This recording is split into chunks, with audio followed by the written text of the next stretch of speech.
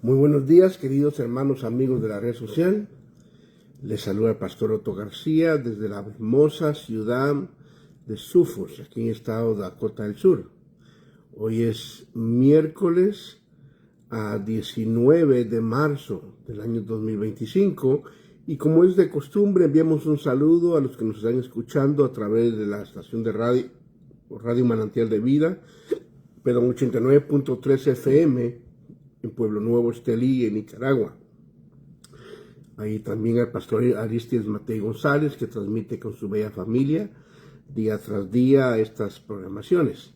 También damos gracias a Dios por la vida de nuestro querido hermano, amigo y pastor Fran Rodríguez, que también está escuchando, que también está transmitiendo desde Mesa, Arizona, a través de Twitter, Facebook, YouTube y otras plataformas más. Y usted que nos honra con estar con nosotros cada mañana, bienvenido. Es un honor tenerlo con nosotros. Bienvenida, hermana Marta Tapia, bendiciones. No sé dónde nos ve la hermana, pero bienvenida. Bueno, esta mañana vamos a continuar con el tema del pecado. Ayer hablamos una parte, como es un tema muy extenso, tuvimos que hacer una segunda parte hoy. Ya vimos por qué fue la razón que Dios no se agradó de la ofrenda de Caín. Aparte de que eran vegetales viejos, también la Biblia dice que no tuvo fe en lo que dio a Dios, o desde México. Amén, bendiciones. Ahora, vamos a leer el verso. Estamos en Génesis capítulo 4, verso 3 al 8. Dice: entonces, al transcurrir el tiempo, vimos que fue el tiempo de la cosecha, Caín trajo al Señor una ofrenda del fruto de la tierra. También Abel, por su parte, trajo de los primogénitos de sus ovejas y de la grosura de los mismos. Y el Señor miró con agrado a Abel y a su ofrenda. Pero a Caín su ofrenda no miró con agrado, y Caín se enojó mucho y su semblante se desmudó. Entonces el Señor dijo a Caín: ¿por qué estás enojado? ¿Y por qué se te ha demudado tu semblante? Si haces bien, no serás aceptado, y si no haces bien, el pecado yace a la puerta y te codicia, pero tú debes dominarlo. Y Caín dijo a su hermano Abel: vayamos al campo. Y aconteció que cuando estaban en el campo, Caín se levantó contra su hermano Abel y lo mató. Ahora, interesante. Ya vimos los primeros versos que estábamos leyendo ayer, pero hoy, hermano, quiero ver el verso 6. Entonces el Señor dijo a Caín: ¿por qué estás enojado y por qué se ha demudado tu semblante? ¿Qué fue lo que trajo ese enojo a Caín? Número 1, vio que su hermano, su ofrenda fue aceptable, pero la de él no. ¿Cómo fue mostrado? La Biblia omite eso, puede ser que haya sido consumido, o yo no sé, algo hubo que le dejó saber a este Caín que Abel había sido aceptada su ofrenda. El enojo, fíjese qué interesante, el enojo de Caín no fue contra Dios, sino fue contra su hermano. Qué interesante. Ahí es donde empezamos a ver, hermano Wilson, bienvenido, buenos días. Ahí es donde empezamos a ver nosotros el primer crimen que ocurre en la historia de la humanidad. Pero todo fue basado a una envidia. Ahora, es fácil, como dice la Biblia, llorar con los que lloran. Pero qué difícil es gozarse con aquellos que son bendecidos y prosperados. Siempre existe la envidia. Eso tocamos ayer en el discipulado también. Cuando uno estudia la Biblia, uno se da cuenta que a través de las páginas de la Biblia nos deja saber por qué venía la envidia.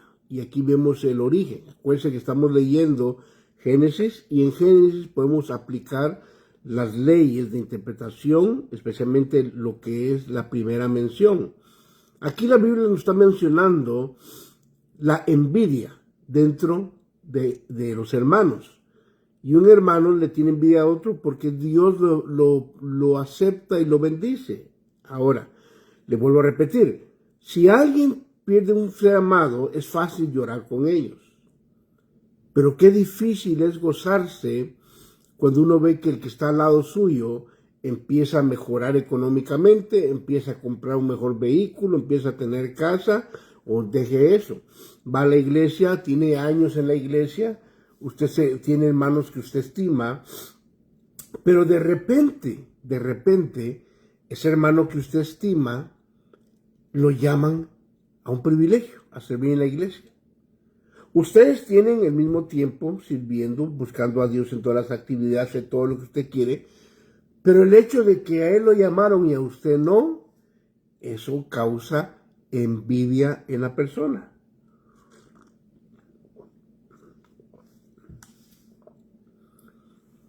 Cuando uno va a la primera carta del apóstol Pablo a los Corintios, capítulo 2 y capítulo 3, esta iglesia tenía dones del Espíritu en acción, tenía palabra, tenía revelación. Lo único que estaban esperando era la manifestación del Señor. Sin embargo, el apóstol Pablo les describe, les dice a ellos, no les pude escribir como a espirituales, sino como a carnales, como a niños en Cristo, porque entre vosotros hay pleitos, divisiones, envidias. Imagínense, una iglesia donde hay mover de Dios, sin embargo, era una iglesia carnal, una iglesia niña. ¿Por qué? Porque tenían la actitud de un niño. Usted agarre en la clase de niños, en la iglesia tenemos varios niños. Si yo entro y le doy un oso de peluche a un niño o una niña nada más, a los demás no les doy nada y me salgo, ¿qué cree que va a pasar? Se van a pelear por el oso de peluche. Los niños pequeños se pelean por un oso de peluche. Los hermanos ya mayores nos peleamos por un privilegio. Que si a la hermana la dejan subir a testificar, no, yo me enojo. ¿Por qué? Porque ella y por qué no yo. Si a un hermano lo suben, lo ascienden a una posición, viene el enojo, la envidia, porque a él a ser el favorito del pastor, a ser la favorita del pastor. Y tenemos ese conflicto, nosotros los líderes, con los hermanos que tienen todavía esa niñería estando en Cristo. Y es interesante cuando uno ve gente que supuestamente son líderes, son espirituales, todavía salen con esas envidias. Ahora, la tendencia de la envidia es matar al hermano. Fíjese lo que, entendamos el concepto. ¿Qué fue lo que provocó en Caín que hiciera contra Abel? Por la envidia, por el celo. Fue matarlo. Hoy no matamos físicamente como Abel mató a Caín, pero como Caín mató a Abel. Ya no lo hacemos físicamente. Pero lo hacemos pedazos, lo asesinamos con nuestra lengua. Hablamos mal del hermano, de la hermana, tratamos de destruir la imagen con los que sea posible. Y lo interesante es que eso ocurre no con gente en conversa, sino con gente que conoce a Dios. Por eso, hermano querido, usted que ve la programación, usted que sigue los estudios, entienda esto. Cuando alguien hable mal de su prójimo, de un hermano que empieza a destruir la persona de él, empieza a destruir la imagen, entienda que usted está siendo un basurero para esa persona. El problema es que nosotros prestamos oído a las malas conversaciones. Dejamos que otra persona destruya la imagen de alguien por envidia. Ahora, si uno fuera inteligente y supiera pensar mejor, lo primero que uno diría, ¿por qué él o ella hablan mal de este hermano? ¿Qué es lo que está causando eso? Porque una persona que es espiritual, que ama a Dios, que se deja usar por Dios, no va a destruir a su hermano. No va a hablar mal de él, pero si habla mal de su hermano, si habla mal de esta persona, lo más seguro es que usted está escuchando la amargura, la envidia que hay. Y el problema, hermano, la amargura siempre va a haber. El problema es que hay gente que prestamos oído a esa basura. Ese es el problema. Entonces miramos que Caín se enoja contra su hermano y lo lleva al campo, lo mata. Esa es la consecuencia de la envidia, de los celos, de la rivalidad. El que él tiene y yo no, a él le dan, a mí no, a él lo suben, a mí no, simplemente es niñería de la persona. Pero sigamos leyendo. Entonces el Señor dice, verso 5, pero Caín y su ofrenda no miró con agrado, y Caín se enojó mucho. Y su semblante demudó, se frunció. ¿Qué dijo el Señor? Hey Caín, ¿por qué demudó tu semblante? Si estabas contento. Pero como vio que su hermano fue aceptado y él no, su semblante demudó. Ahora oiga esto. Verso 7. Si haces bien, no serás aceptado. Y si no haces bien, oiga esto, muy importante. El pecado ya está a la puerta, yace a la puerta y te codicia. Pero tú debes dominarlo. Ahora, subraye el verso número 7. Por primera vez en la Biblia se menciona la palabra pecado. Ahora, en la hermenéutica, la ley de primera mención nos explica una palabra o un concepto. Y eso es como una llave que se va a aplicar en el resto de las escrituras. Ahora, oiga lo que dice el Señor a Caín. Si haces bien no serás aceptado, pero si no haces bien, el pecado ya está a la puerta. Acuérdense que cuando vamos a la carta de Santiago, el pecado tiene un proceso. Primero viene la mente, se maquina, ahí está pensando en el pecado. Después de la mente, ya que fue concebido la mente, baja al corazón. En el corazón ya se le siente sabor. Y al bajar al corazón hay peligro. ¿Por qué? Porque lo único que falta es que cometa el pecado y el pecado engendra muerte. Y aquí el Señor está diciendo a Caín, el pecado ya está a la puerta. Ya está a la puerta. Y ya te está codiciando. Oiga, el pecado a mí. Quiere decir que cuando el pecado viene, el pecado desea que yo lo acepte, que yo lo cometa. Oiga esto, muy interesante. El pecado ya está a la puerta y te codicia. El pecado me codicia a mí, lo codicia a usted. Ahora, ¿qué es lo que hay que hacer? El Señor dice a Caín, pero tú debes dominarlo. Quiere decir que aunque el pecado esté a la puerta, ya acechando, yo tengo la opción de dominarlo. No el pecado dominarme a mí. Cuando uno va a pecar, el pecado dice a uno, hazlo, hombre, hazlo, te va a gustar, te conviene, va a estar bueno. Y dice el Señor, no, y el pecado te está codiciando. Ahora, lo que tú tienes que hacer, ya que sabes que el pecado te está codiciando, tú debes dominarlo. En otras palabras, yo debo tomar mi voluntad y decidir de pecado, no gracias. Yo decido agradar a Dios. ¿Se acuerdan que hemos hablado eso antes? Daniel en su corazón se propuso no contaminarse en Babilonia. Quiere decir que yo tengo que ya estar listo en mi mente, en mi corazón, el no pecar. Si yo al momento que soy tentado empiezo a decir, no voy a pecar, no, voy a pecar. ¿Por qué? Porque es una preparación previa para cuando el pecado llegue. Uno debe dominarlo y el Señor está diciendo a Caín, si haces bien no serás aceptado, Pero si haces el mal, pero si no haces bien, el pecado está a la puerta. Oiga, qué importante frase que Dios nos está dando. ¿Por qué hice algo mal? Porque ya el pecado me está dominando.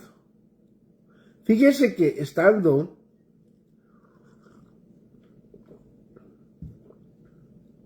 en el ministerio,